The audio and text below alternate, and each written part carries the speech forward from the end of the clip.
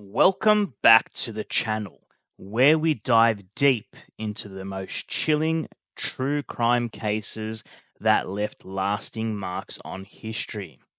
Today, we're unraveling the complex, disturbing story of James Holmes, the man behind the 2012 Aurora theatre shooting.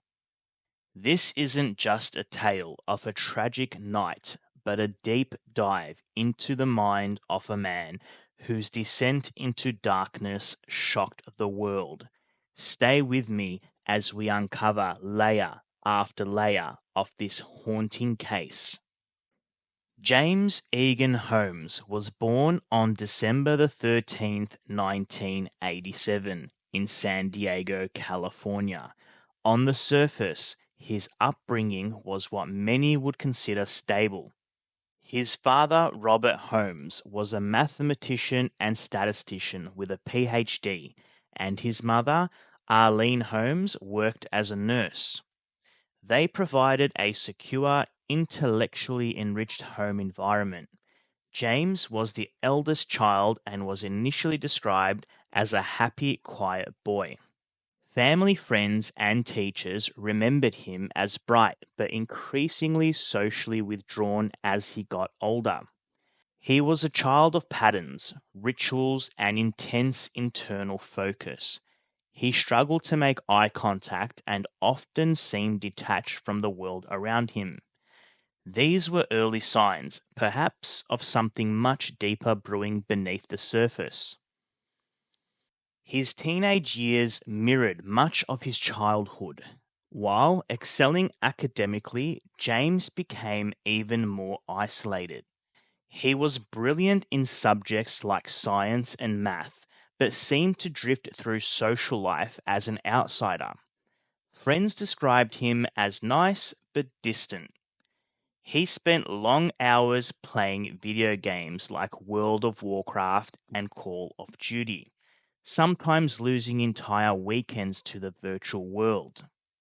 Holmes developed a particular obsession with first-person shooters, but contrary to popular belief, experts later argued that video games alone did not create his violent fantasies. Instead, they seemed to offer a controlled environment where he could escape his increasingly troubled mind. In 2006, Holmes graduated from Westview High School and enrolled at the University of California, Riverside. There, his academic brilliance continued to shine. He was described by his professors as one of the top students they have ever encountered, but socially he remained detached, often described as a loner with little to no close friends. At Riverside, Holmes majored in neuroscience, a subject that fascinated him. Perhaps he was unknowingly trying to understand his own deteriorating mind. He graduated with high honors and applied for graduate programs in neuroscience. He was accepted into the University of Colorado, Denver's PhD program, one of the most competitive in the country. In Colorado, James Holmes was starting a new chapter, but that chapter was dark, isolated, and ultimately deadly. Despite being accepted into a prestigious program, he struggled almost immediately. His academic performance began to falter. He failed key exams, withdrew from social activities, and spent increasing amounts of time alone in his sparsely furnished apartment. Holmes began to spiral, and the signs were everywhere. Between March and July of 2012, Holmes legally purchased 4 firearms from local stores: a Smith & Wesson M&P 15 rifle, a Remington 870 Express, tactical shotgun, and 2 Glock handguns. Alongside these weapons, he ordered thousands of rounds of ammunition online. His preparations were coldly methodical. But perhaps most chilling was the notebook Holmes began to write during his time. In it, he documented his deteriorating mental state. his increasingly violent fantasies, and his obsession with killing. Holmes described in mathematical detail how he planned to maximize casualties. It was not a spur of the moment act, it was a long, deliberate march towards mass murder. Holmes also saw at least three mental health professionals. One psychiatrist, Dr. Lynn Fenton, became so concerned about Holmes's disclosures that she contacted a campus threat assessment team. However, without any direct threats or legal cause, there was little that could be done to forcibly intervene. The system yet again failed to catch the escalating danger. Holmes dropped out of his PhD program just weeks before the attack. To those who noticed, it seemed like a quiet retreat, but in reality, his final preparations were underway.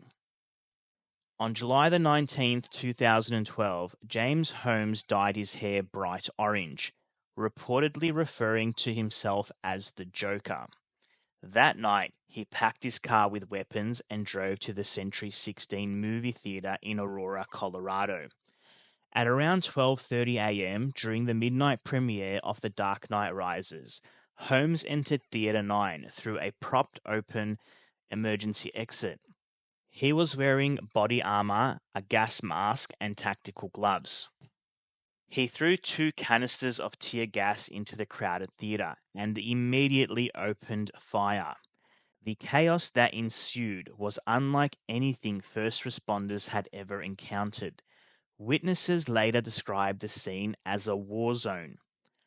Holmes moved through the rows, methodically firing at people trying to escape. In total, 12 people were killed and 70 others were injured, many critically. Outside, police quickly arrived and arrested Holmes near his car behind the theater. He did not resist. When asked by police who he was, he simply said, "I am the Joker." Inside Holmes's car, officers found additional firearms, ammunition, and chemical agents. Back at his apartment, bomb squads faced another grim discovery. Holmes had rigged his residence with elaborate homemade explosives, tripwires, and incendiary devices. Had his plan worked as intended, Holmes' apartment would have detonated when police entered, potentially killing first responders and neighbors. Thankfully, bomb technicians safely defused the trap. As investigators dug deeper, the scale of Holmes's planning became more apparent. His notebook, weapons caches, psychiatric records, and hours of online research painted a picture of a man who meticulously choreographed mass murder. His notebook became a central piece of evidence. Holmes had sent it to his psychiatrist just before the attack, but it sat unopened in campus mail until after the shooting. Inside were chilling entries, mathematical formulas to calculate the success of the attack, list of theaters, and explicit details about maximizing casualties. Interviews with Holmes revealed that he had contemplated various methods of mass killing, but settled on a movie theater for its enclosed space and the anticipated large crowd. He wanted notoriety but claimed to feel emotionally detached from his victims, viewing them more as statistics in a deadly equation than as people. Authorities also traced his months long accumulation of gear and ammunition. Every purchase was legal, highlighting systemic loopholes that allowed Holmes to arm himself without raising red flags. Holmes's trial began in April 2015 and lasted over 4 months. The defense argued that he was legally insane, suffering from schizophrenia that rendered him incapable of understanding right from wrong. The prosecution, however, presented two state-appointed psychiatric evaluations that concluded Holmes was sane at the time of the shooting. They argued he was fully aware of his actions, even if his mind was deeply disturbed.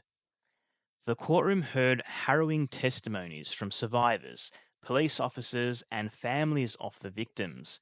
It was clear that Holmes's actions had left permanent physical and psychological scars on countless lives.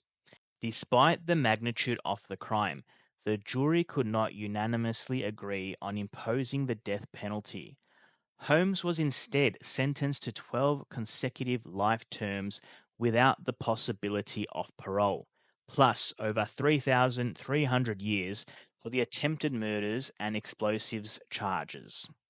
Holmes was later transferred to a maximum security prison at an undisclosed location due to safety concerns from other inmates. James Holmes's case forced the nation to confront painful questions about mental health care and public safety. How did someone showing clear signs of severe mental illness slip through the cracks?